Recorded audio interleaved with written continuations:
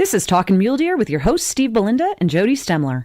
Talkin' Mule Deer takes you on a journey to learn more about the Mule Deer Foundation, mule deer and black-tailed deer biology and management, tips and tactics for hunting, conservation issues, and even features some of our corporate and celebrity partners.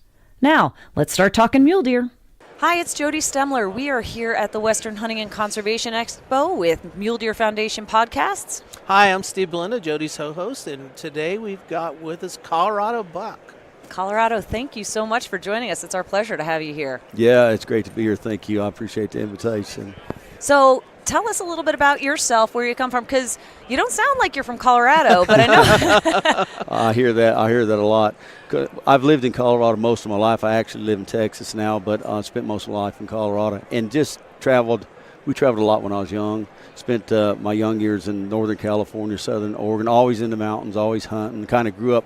I didn't have a dad, so I grew up with a bunch of uncles and my mom. My mom was my hunting buddy, and I grew up in the hunting camp with my uncle. So for a little boy to grow up with no dad, turned out pretty cool. Well, that's pretty neat, because you hear the exact opposite a lot of times, is that the mom is not the one going out. So that's pretty amazing and wonderful. What a special woman. Oh, yeah, she is, and it's always it's been easy for me to talk to women and tell them that, like, it's ain't a man deal, right? Yeah. This is everybody deal. Right. So it's not for rich people, it's for every people. You know, no matter who you are, what walk of life, this is for all of us. And I've been able to share my message, you know, to don't think because you're a woman that you can't make a difference. And I'm proof of that. Absolutely. And it's really been turned into a career, obviously. I didn't know it was going to turn into, but it's. So how did that happen? I mean, how did you get into this business? Well, like I said, I grew up in a hunting camp. So my first duties was learn how to rake up after the dogs and feed and water them. But then I ended up guiding. I actually guided my first hunter when I was 12 years old. Really? Yeah. Wow. So it was pretty neat. Which state was that? That was in, believe it or not, back in Virginia. Back in Virginia. And Where in Virginia? This was in, I lived in a town, believe it or not, called Wolftown.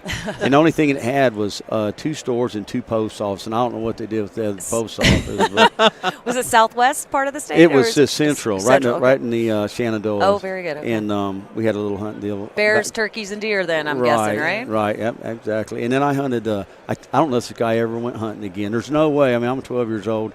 And for me to come back to hunting camp with him not having a deer, I couldn't do that.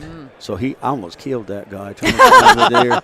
And he was said, probably wondering, that's easy for you to do on your 12-year-old legs. Like, oh, slow down there, son. It worked out. We got him. And this was probably before the big rebound in white-tailed deer. It was. Yeah, so it's not like you just wandered out and found a deer. You probably really had to put in a lot of miles. We did. And if you ask him, he'll verify it, because this is the truth. Yeah. You know, this was back in the 70s, and it was that's a long time ago. And it was in the mid-70s.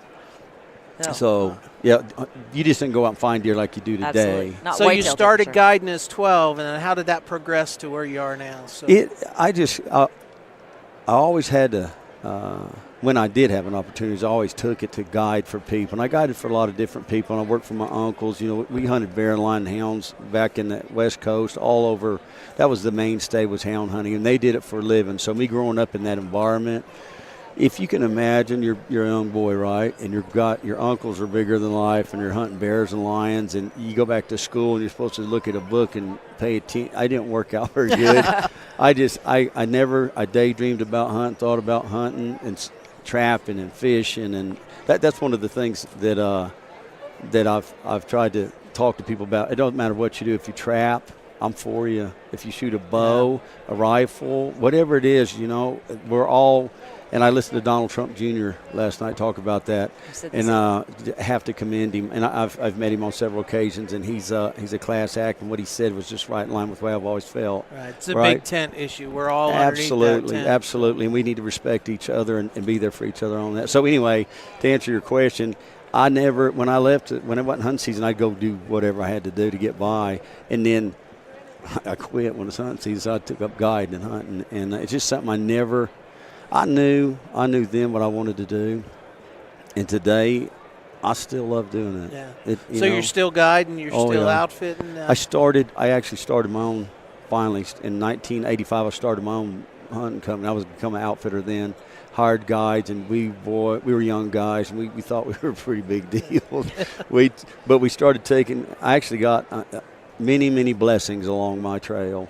And I ended up on a ranch, one of the best ranches on the planet, and it was a big 77,000-acre ranch, very historic, a lot of stories about it. Where was that? That was in Alamosa, Colorado, then called the Taylor Ranch. Mm-hmm. There's actually a book out about it called The Taylor Ranch War, and I was there during the writing when a lot of the pictures in there, me and the guys were there. What type of war was it?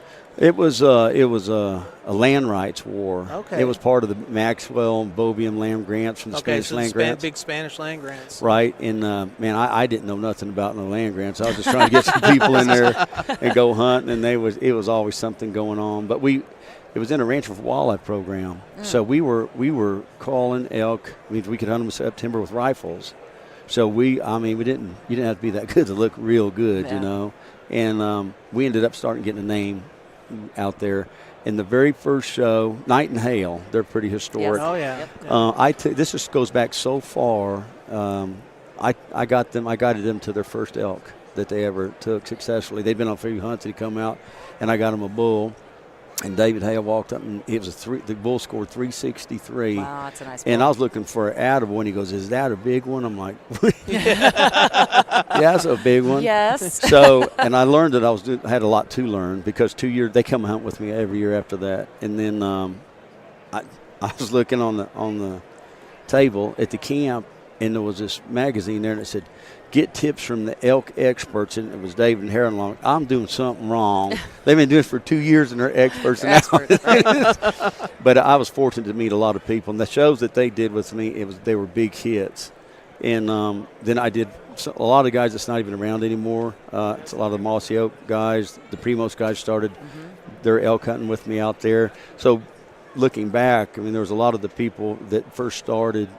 They was just making videos back then, and so was we. Yeah. So was we. So there's a lot of history there, a lot of great things, memories, and friendships that, you know. I don't know where else you go besides our industry and our sport. Where do you go? Do you go play golf and make memories like that, or badminton? I don't know. I'm not knocking either one of them if that's your thing. Right. I'm just saying that the time that you spend outdoors with your friends or family, generally there's so many lifelong, endless memories that come from those trips. Right. So, I grew up in a similar family that was, people ask me, when did you think you wanted to stay in the conservation business, hunt and fish? And I tell them, I can't remember when I didn't want to be in that. I mean, from my earliest memories, it was about hunting, fishing, family, wanting to give back, as a biologist. And it's I can't relate to someone who has never thought like that. And it sounds like you've got something similar, too. It was sort of bred into you, and it's who you are. Yeah. Right. And I was exposed to it, so that's the key, right? If I hadn't have been exposed to it, I wouldn't have known. Right. And that's one of the things, like, doesn't matter who you are. If you get an opportunity to take someone in the field and share that with them, don't pass that up, because you never know where in the world it might take somebody. You know what I mean? And with that said, your show is Where in the World is Colorado Buck? Is that correct? That's it. And it's right now, as far as I know, it's the longest running year-round show there is out there. Really? How long? It's in the 30 Roughly. years. 30 That's years. amazing. But I've watched so much change in the industry, and a lot of things come and go. And one thing I finally did realize, this is a gift. To me, a gift from God. And so, what do I do with this gift? It's a tool too. Okay, so we're going out in front of millions and millions and millions of people, right? We fall out in about 9 different countries. So now what do I do with this? Do I make myself a big deal, and or do I take this tool and see what good I can do with it? And that's what I try to do. So keeping that in my mind, each year I do a kids hunt. Maybe you're a single parent or no parent child. Maybe you're you have some physical challenges. Maybe you have time challenges, military. I just try to do something each year, at least with one of them groups. And and I tell you what, I encourage anybody else that has a tool like that to use it for some good, right? Yeah. Let's expose some things that we can help, maybe raise some funds for. Matter of fact, I'll tell you, right here at this convention today, there's the Wishes for Warriors. Yes. They're here. And this is a great example. As we speak, their show that they did with me is airing. Oh, really? Right now it's on the Pursuit channel. Well, that's where we call home. We hang our hat there now, proudly. Yes. And we also are kind of proud. Bam, great big Brian Marshall, great big guy. They call him Bam. He's got a heart big as Texas. After the show, we filmed that show and aired it. We got for them 22 new ranches to hunt, take veterans on, and 44 major financial contributions for that organization. Well, explain a little bit about what Wishes for Warriors does. Wishes for Warriors is a program, and these are veterans taking veterans. Okay, so there's not anybody in there that's not a veteran, and everybody that's in that organization has been the places that the guys that's coming there have been. So they really got a heart-to-heart story. Hey, brother, I've been there, I've done that. So a lot of them, we set up some hunts, and we're going to continue to do this, by the way. We set up a place where they could take 10 or more hunters at a time. And when they come down there, there's a lot of them, obviously they've been in some very traumatic situations, missing limbs, very, very scarred up and all. And to see the look on their face when they came into the hunt, came through the gates, just getting to meet them, and then watch that transformation. They're sitting around campfires, we're meeting, talking, and they're talking to people that's been in the same cities and the same battles and wars, and you start slowly but surely seeing these smiles come on these people's faces, and then getting them in the field again. We shot does, we shot cold deer. It wasn't about, again, it's about hunting and the tradition and sharing it. And when that was over, everybody was hugging each other and thanking each other, and you can't. Like I said, I don't know. I mean, it really is. And it's rewarding. It's so rewarding for me and anybody that does that. If you get a chance, I would say, please do yourself a favor. You'll get more out of it than you never imagined. Now, where in the world, Colorado Buck? Where's the weirdest place, your furthest remote place that you've gone to hunt? Well, how long is this show? I've like I said, I've been very, very blessed. We have filmed in over 70 countries. Wow. And I've seen some incredible things. I've seen enough things to tell you that we live in the greatest country on this planet. And I can tell you that God shed his grace on us in this country. I've been in enough countries when you get off the plane, you want to bend over and kiss the ground before you start walking. I've gotten to some situations in Cameroon that was very dangerous, in Russia. Believe it or not, just right here close in Mexico. That's one of the most dangerous places. So those are things that stand out. But some of the memories of the game that I've hunted and stuff. Remember, I grew up with just my mama. Right. And to live a life and do what I've done, how would you ever think that you could do that? Right. I don't. I mean, it's just how can you even dream it? I dreamed it, but here. And you made it so. So there's not really what people say, what's your most rewarding or biggest game or something. And at this stage in the game, there's not one. Yeah. I was very lucky and fortunate to take the longest curled stone sheep to ever come out of the Yukon territories. I took the world record hog deer out of southern Australia. I hunted in several parks, had a lot to do with elephant hunts, elephant management, and being able to share the message of why we do hunt elephant, why we need to hunt elephant. And it was very, very positive. It was just, the other thing that we can do with this tool, it's a TV program, right? But it's a tool, is to educate with it, and share the truth rather than what you think, but just share it as it is. And just be a part of any organization that I believe in that I can help give back to, which is like the Mule Deer Foundation. This honestly is my favorite of them all, and I tell people that, and I with a open heart. There's no. I go to a lot of conventions, and you sit up here and you watch these aisles up and down, and you watch the average age class, and you look at the prices of things, and they're all over the place, and it doesn't matter which convention you go to until you come to this convention. To the Western Hunting and Conservation Expo. Yes, What's so different? What's so different? You're sitting here with me. Take a look up and down these aisles with me. How many kids do you see here? There's a lot. There's a lot. How many women do you see here? Lot of women. How many girlfriends and boyfriends? It's a lot. The how much camo do you see on these kids? Yeah. Right. And muley flapping antlers. Yeah. Lots and lots. They asked me to come over and I signed these little, and it's so cute. And with the kids come over, I try to get pictures with them, and most of them are just little bitty. So I send it out on our I call it Twitter, Pitter Patter, our social media, and so these are my biggest fans, and they're all probably about 3 feet taller or smaller. So just being able to engage with them, a lot of them come up and say, "I've been watching your show my whole life." I said, "Well, good. How old are you?" They're like, 5. And it's neat. It really is neat. And I've watched just the Mule Deer Foundation, what they've done. I've seen their money go back on the ground, the projects that they actually take the money and they put it back where it does the most good. And that's something I've helped them with. I think so much of the organization and the people involved with the Mule Deer Foundation. I've got to know them firsthand. They're literally, honestly, like family. And I've tried to promote.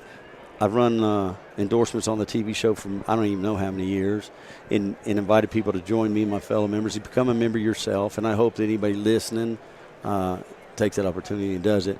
I've created a rifle that answers everything I've run into. There's a problem around the world. I built a rifle that answered the problem. Okay. And then I had the Mule Deer Foundation logo engraved on that rifle. Oh, great. So no matter, and we're selling them all over. We're selling them great. Australia, Africa, everywhere, but that Mule Deer Foundation's on that. That's very cool. We're selling it in places people don't know what mule deer is. But anyway, just being a part of this I'm proud to be a part of it. Well, we really appreciate that for sure. Yeah. Thank you for And we're really appreciative that you used your platform that you've built from, like you said, humble beginnings to advocate for giving back. Yes, sir. To advocate for equal opportunity, to advocate for our hunting heritage. The things that we sometimes take for granted and exactly. Give that back, whether it's one person, one child, 1 acre at a time, because we have to take care of what we've been left. Yes, sir. So. Yeah, absolutely right. Well, we appreciate your time, Colorado Buck. Thank you so much for being here. Thanks for all you do for Mule Deer Foundation. Hope you have a great rest of your Western Hunting and Conservation Expo as well. It's a great show. Yeah, thank you, Buck. Absolutely, Jodi. Thank you for having me. It's great, Steve. Appreciate you guys so much. I'm Jodi Stemler. And I'm Steve Belinda. Until we talk to you. Thank you very much. Where in the world is Colorado Buck? Well, during the Western Hunting and Conservation Expo, we know where he'll be. You can meet Colorado Buck at the Mule Deer Foundation booth on Friday, February 15th at 11 a.m. and again on Saturday, February 16th at 1 p.m. More details about the show schedule are available at the website www.huntexpo.com or on the Hunt Expo app. We hope to see you at the Hunt Expo. Thanks for talking mule deer with Steve Belinda and Jodi Stemler. The Mule Deer Foundation is the only conservation group in North America dedicated to restoring, improving, and protecting mule deer and black-tailed deer and their habitat. MDF is a strong voice for hunters in access, wildlife management, and conservation policy issues. To find out more, visit www.muledeer.org and stay tuned for the next episode of Talkin' Mule Deer.